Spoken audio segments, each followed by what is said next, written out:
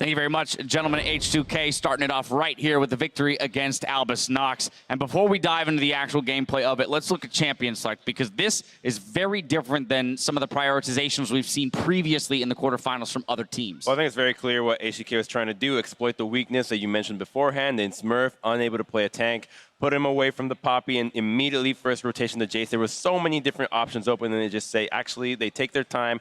We want Jace for auto omni. We think that he's going to be able to carry it, and he delivers just that.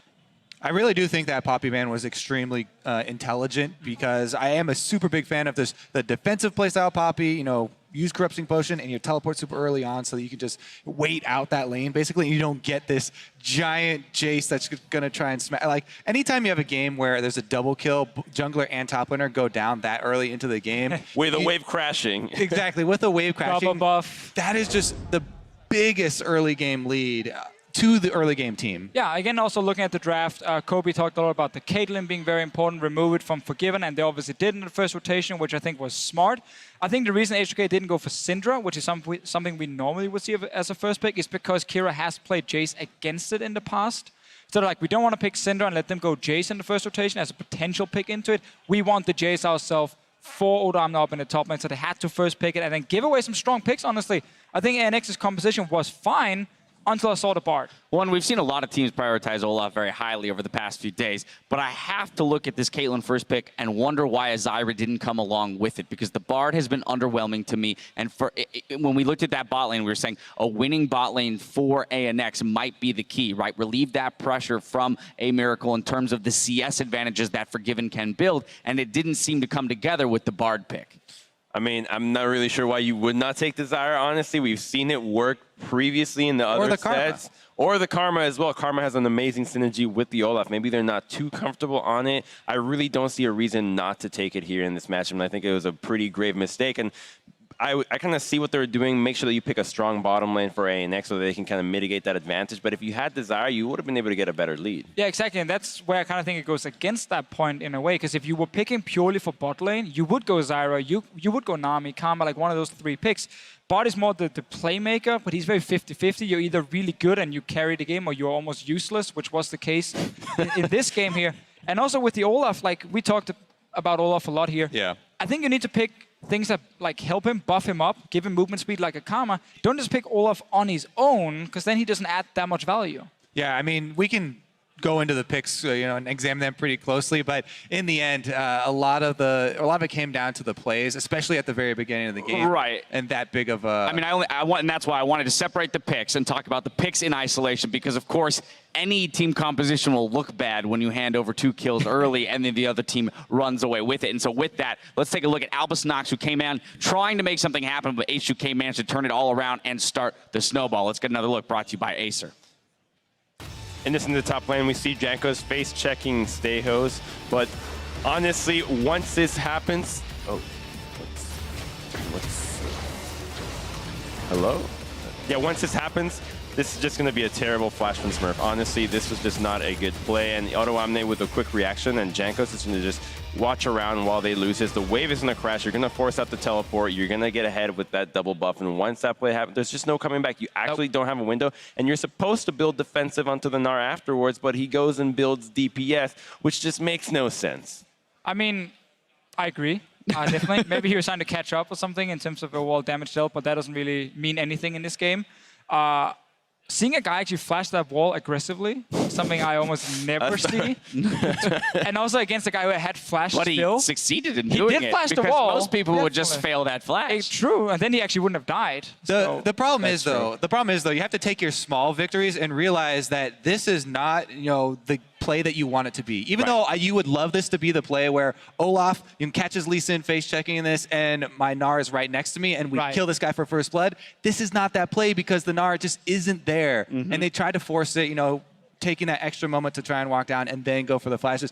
It's just the distance between champions was not wishful there. thinking. And exactly. Yeah, and with the wave crashing, CS is so much more important. That experience there, you have to make sure that you can catch that, as opposed to leaving that lane completely on a skirmish that you can lose, and if you do, the results are complete tragedy. Obviously, he had been waiting there for quite some time. He was actually starting to recall, and then the face shake happened. So I think he was looking for a gank first, realized he's not going to get it. Jungler shows up, he goes for it. But technically, he actually wanted to be bottom lane. That's why you picked the Bard, to try and set up ganks against the Zyra.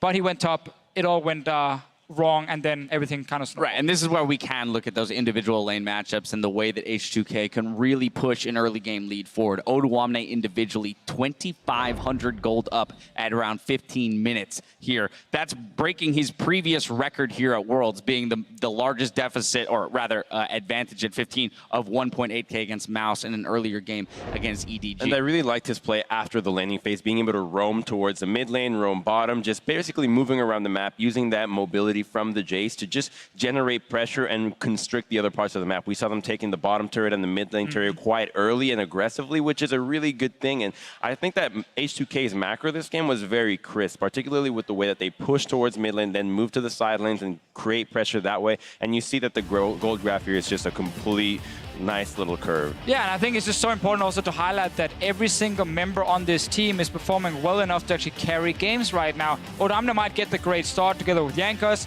but then Forgiven gets the bot tower, and then Rio takes over late game teamfights. Like, every member has had good performances in different games, and that just gives you so many ways you can both pick and ban, but also play in-game.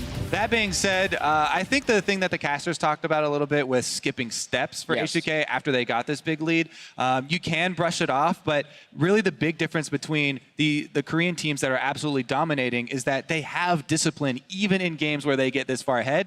They don't skip those steps. And, you know, H2K, if they're already looking ahead to their next opponent, then you have to not skip these steps, and you have to, you know, get in the practice of, you know, going through those. I don't think we can ignore the sloppiness for H2K, especially against a team like Albus Nox, because throughout the game, again, we saw this team making stabs back into it. This is what you talked about at the beginning of the day, Crumbs. The aggressiveness of this team is what is going to allow them to take games even when they are behind, because they're not going to let themselves get run over. I mean, at this point, it's kind of hard to gauge if it's just the way that H2K is, or if it's that Baron blunder, which, to be fair, I do think that the Baron was a little bit of a mistake. Just wait for the Syndra combo to go off, then you can smite it. But they got caught left, right, and center in the top side into the mid lane. It wasn't really making a whole lot of sense. I want to give them the benefit of the doubt because they played a good week too, but it's still something to look forward to. The thing is, we've seen so many games here at Worlds come down to plays around Baron, come down to plays where, yeah, we have vision of the Syndra, but probably not that big of a chance to steal it. But so many games have come down to those, you know, big Baron steals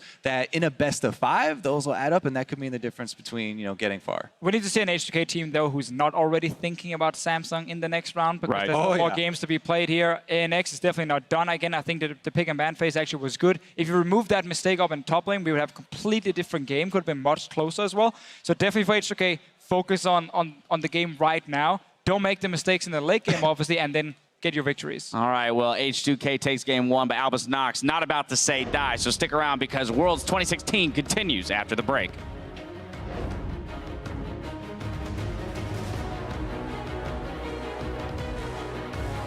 You want me to make a Maokai page, my friend? Oh my god, I've been waiting for you to say that for so long. Flashed over, and now Steos is going to get aggressive. Jace takes him down, and now they're going to work on Smurf. Jankos is low. Smurf jumps on his head, but it's not enough as Odo looking for the early double kill. He is going to get it. There's 2. We win this fight, we win this fight. Here comes the Jace. Steos is down. Ryu protobelts himself under the turret. They're looking for Ryu, but they can't get it. Miracle going to get his face crit off. He's not careful. Ryu gets himself a triple. There's the Quadra. They're going to chase it down for the Penta. Liquid, don't give it away. If they want, they have the vision, they see them coming in, they will look to punish the Baron first. Oh my god, he stole it! Oduwamne's gonna take him down, but Miracle stands his ground and slays Oduwamne. Hold up. I play with Civil, I go all up. Okay, go and mid, you don't need to chase, go and. But there's the first Nexus for H2K.